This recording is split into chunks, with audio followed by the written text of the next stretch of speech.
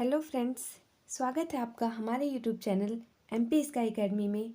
आज के इस वीडियो में हम हिंदी साहित्य के इतिहास लेखन की परंपरा का मूल्यांकन करेंगे। यानी कि हिंदी साहित्य का जो इतिहास है उसकी लेखन की परंपरा, यानी उसका इतिहास कैसे लिखना प्रारंभ हुआ, उसकी परंपरा क्या रही, उसके बारे में हम जानेंगे। उसका आंसर हम कैसे लिखें, तो सबसे पहले हम भूमिका लिखेंगे। भूमिका में क्या लिखना है? हिंदी साहित्य में इतिहास लिखने की परंपरा वस्तुतः 19वीं शताब्दी से प्रारंभ हुई। यानी कि इतिहास लिखने की परंपरा 19वीं शताब्दी से प्रारंभ हुई। साहित्य के इतिहास में साहित्यिक रचनाओं के माध्यम से तत्कालीन समाज के सामाजिक, आर्थिक, धार्मिक, राजनीतिक तथा सांस्कृतिक मूल्यों की पहचान की जाती है। यानी कि किसी भी साहित्य का अगर हम इतिहास देखें तो उससे उस समय के जो तत्कालीन सामाजिक, आर्थिक, धार्मिक, राजनीतिक, सांस्कृतिक जो भी मूल्य होंगे हम उसकी पहचान कर सकते हैं। वास्तव में हमें किसी युग विशेष की जानकारी उसके समाज और संस्कृति के बिंब साहित्य में ही मिलते हैं। अगर हमें किसी समाज की सबसे सही जानकारी लेनी हो, वास्तविक जानकारी लेनी हो, तो उसके साहित्य को हमें पढ़ना चाहिए। किसी देश का इतिहास पढ़ने से हम उस देश का केवल बाहरी हाल जान सकते हैं, पर साहित्य के अनुशीलन से हम उसके प्रत्येक समय के आंतरिक भाव से परिचित हो सकते हैं। साहित्य का इतिहास क्या होता है, इसके स्वरूप का निरूपण आचार्य रामचंद्र शुक्ल ने अपने इतिहास में इन शब्दों में किया है। प्रत्येक देश का साहित्य वहाँ की जनता की संचित चित्तवृत्तियों का प्रतिबिंब होता है। तब यह निश्चित है कि जनता की चित्तवृत्ति के परिवर्तन के साथ साथ साहित्य के स्वरूप में भी परिवर्तन होता चला जाता है।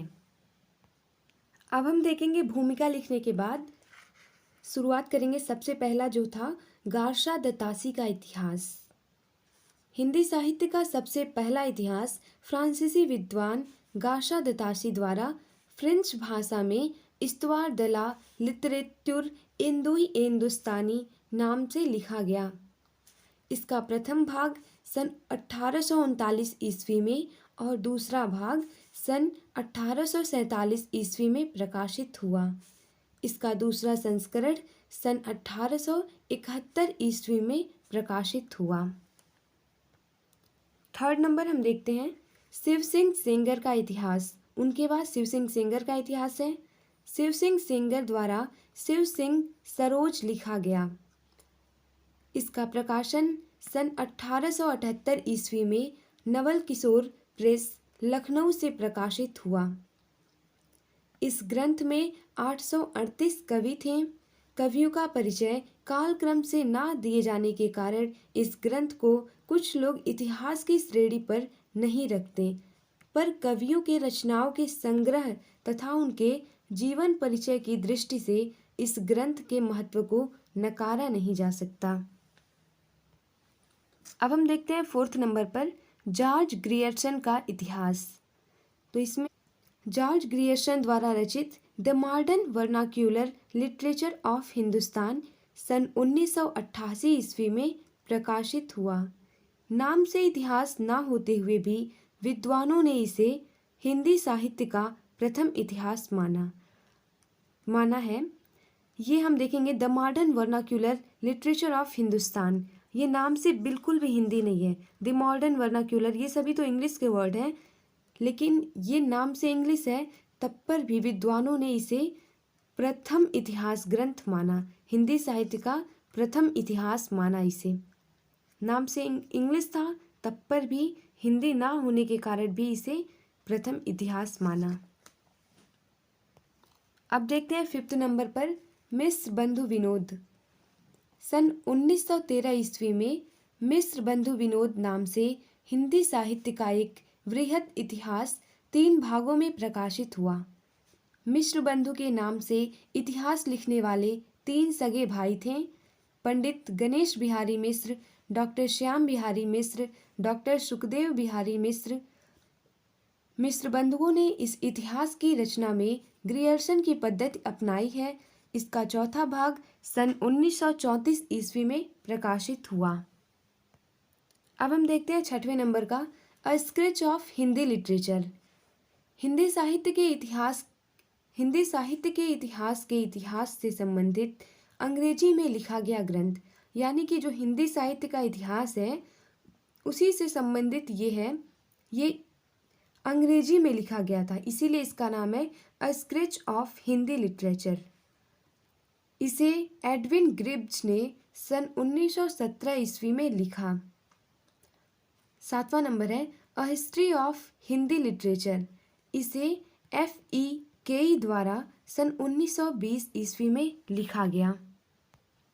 अब देखते हैं हम 8वां नंबर आचार्य रामचंद्र शुक्ल का इतिहास। सन 1929 ईस्वी में आचार्य रामचंद्र शुक्ल का हिंदी साहित्य का इतिहास प्रकाशित हुआ। सर्वप्रथम शीर्षक जिससे वह अपने शिष्यों को पढ़ाया करते थे, उसका नाम हिंदी साहित्य का विकास। हिंदी साहित्य का इतिहास प्रकाशित हुआ। उसके पहले नागरी प्रचारणी सभा द्वारा प्रकाशित हिंदी शब्द सागर की भूमिका के रूप में लिखा गया था। सन 1940 ईस्वी में इसका परिवर्धित एवं संशोधित संस्करण प्रकाशित हुआ। शुक्ल जी का यह इतिहास हिंदी का सर्वाधिक सुव्यवस्थित एवं वैज्ञानिक प्रथम इतिहास है। अब देखते हैं हम 9वें नंबर का शुक्लोत्तर हिंदी साहित्य के कुछ प्रमुख साहित्य, यानी जब शुक्ल जी का इतिहास हिंदी साहित्य का इतिहास प्रकाशित हो गया, उसके बाद का जो भी साहित्य था वो शुक्लोत्तर यानी शुक्ल जी के बाद का। शुक्ल जी के इतिहास के प्रकाशित हो जाने के पश्चात अनेक हिंदी साहित्य के इतिहास प्रकाशित हुए।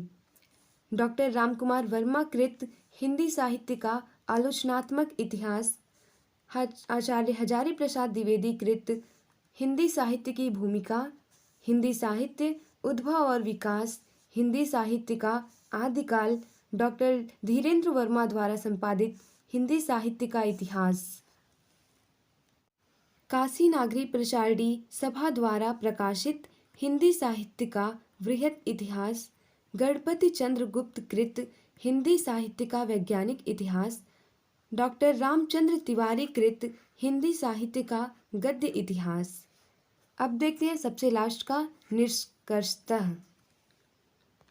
अब हम देखते हैं निष्कर्ष में क्या है।